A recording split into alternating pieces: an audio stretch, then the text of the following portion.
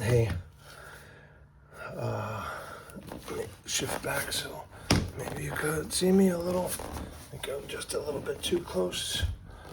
Let me try that and see. Yeah, okay. So today's date is the 14th of May. I think the last one of these updates that Barely Bear and I gave was the 29th of April, so not very long ago, less than a month, but a lot has happened.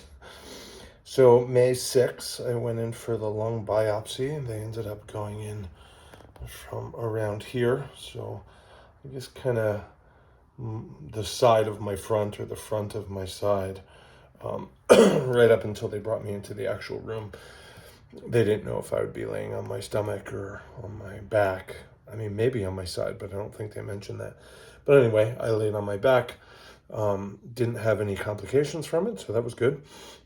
I remember the whole thing. I was very present for the whole thing. It was quite interesting. I was really happy with the staff at Yale, of course. Okay, so what happened since then? So then I go to May. Okay, so that was May 6th. May 12th, I saw my doctor for my annual physical. That was Tuesday morning. Barely Bear and I went to class Tuesday morning, and we went to see my doctor. He was happy with everything, in terms of blood work and all the rest. Like, I was in really good shape, so that was good. We talked about the results of the lung biopsy. He had already seen them. I had not yet seen my oncologist to talk about them. I would see her later in the day, actually. So the news was that they found cancer in the biopsy in the lung, the left lung. Okay, so then I went to see the medical oncologist, Dr. Lim, later that day, the 12th. So that's, I don't know, a couple days ago, right? Because it's Thursday. Yeah. So yeah, a couple days. And so she said that she wanted me to be considered for ablation of the, I don't know if they call it I think she used the term nodule. So I asked her about that, like what sort of ablation, like radio frequency, cautery, whatever. I think there was like a chemo embolist kind of a procedure she said they might do, but I'm not super sure. But she said that she wasn't aware of all the latest and greatest possible ways that they can do ablation. So the idea was to have the primary referral be to them. And then we'll find out, right? Like maybe they accept me, or maybe they accept me, but they don't want to do it this way, that way. So I guess I'll learn. She said to give that about a week till I hear from them. And if I don't, follow up with her office to make sure. Both she and Dr. Rubenstein, my GP, I asked them to make sure that I was under review by my pulmonologist, Dr. Imev Bore, who I haven't heard from yet, but hopefully he's looped in, and so we'll see. Meanwhile, they're scheduling me for another ctDNA test. My understanding is that my CEA, I can't remember how they described it. I should look up the number, but it wasn't higher or very high. So that was just interesting, I guess. I don't know quite what that means. So she said it might also be radiation oncology. Let me look it up so I get the names right. I think it's Danosepon and Hicks are the two. Let's see. Dr. Huffnagel and Dr. Sillen are the ones that did the interventional radiology lung biopsy. MF Bore, radiation formal referral. So Dr. Hicks is the likely referral if I need to go to radiation oncology. But the first one is to the interventional radiology for the lung ablation. And then secondly, she wanted me to understand that it might end up in the care of a thoracic surgeon. So she looped in Dr. Danasopan regarding that. So my understanding is that she has a preference to go for lung ablation, even though we don't know quite what method that would be, and we don't know if they'll accept my case or not. And I guess the second choices, I don't know if it's second and third or third and second, would be the radiation oncology, Dr. Hicks, or the thoracic surgeon, Dr. Danasopan. So I feel like that's good. Like she has basically all the options prepared. Let's see. So she's sent the tissue that they got from the biopsy for like a DNA profile. Her thought was that it could have mutated, and so how we treated it in terms of chemotherapy before might differ based on what that DNA shows. So that's interesting.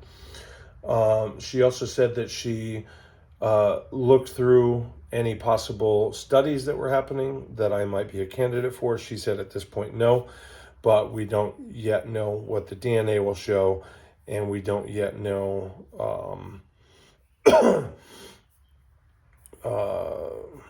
Yeah, I guess that's the primary thing. But anyway, the idea was that she'll check again later as I get closer in terms of maybe I'm a good candidate for some study or another. So I guess we'll cross that bridge when and if we come to it.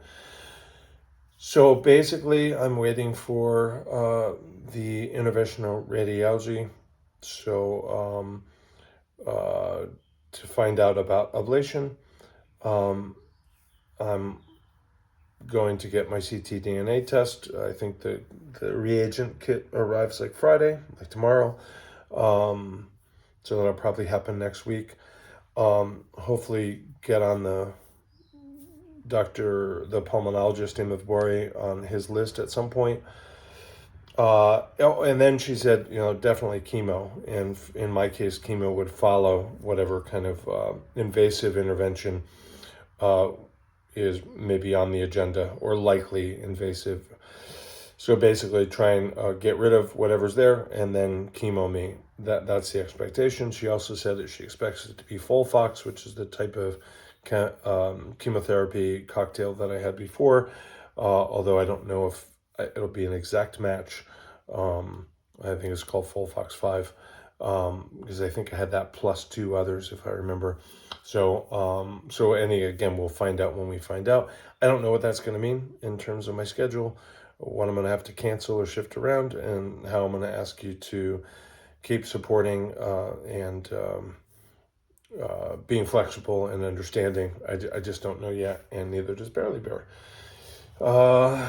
So yeah, I think that's all I have. I have the appointment with my gastroenterologist June 3rd, which I mentioned in the last update. I talked to the doctors. They said keep that. I mean, if it has to change, it has to change. So am I jumping ahead? Yeah, so the next day, which would have been yesterday, I saw my Dr. Duffy, the surgeon who opened me back up and put me back together recently.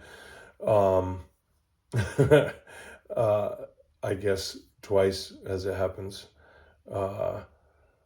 Anyway, I saw him and he said, I have no restrictions. I'm healing great. He examined me. His surgical resident, I guess is the name, examined me. So I think that's past tense. So that was really good.